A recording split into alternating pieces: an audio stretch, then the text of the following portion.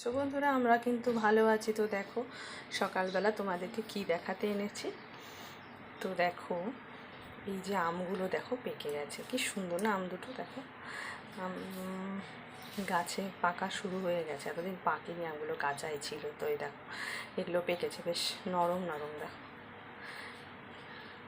এই দেখো একটু চাপা দিলেই ঢুকে যাচ্ছে, তার মানে নরম হয়ে গেছে আমগুলো।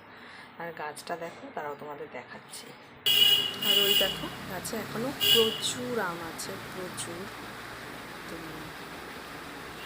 সব আম এখনও পাকেনি, ভীষণ ভালো খেতে, খুব মিষ্টি।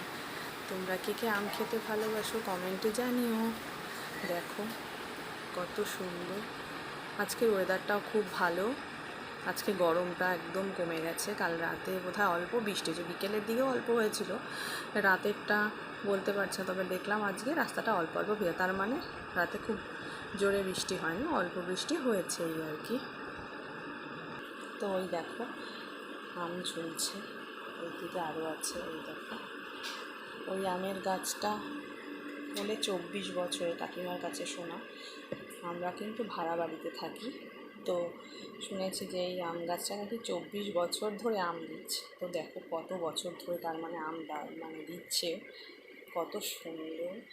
আর ওই যে দেখো একটা বাটি ঝুলছে না, দড়ি দিয়ে বাঁধা। তো এটা মামামের বাবা পাখিকে জল খাওয়ানোর জন্য দিয়েছিল। মামাম দেখবে পাখিদের ওরা জল খায় সেটা, তো সেই জন্যই দেওয়া। তো পাখি একদিনও এসে জল খায়নি, জল দিয়ে রাখা হয়েছিল, তো জল শুকিয়ে গেছে এই আর কি। ওরা এসে খাবারগুলো খেয়ে যায়, কিন্তু জলটা ঠিক খায় না, মানে কেন জানি না।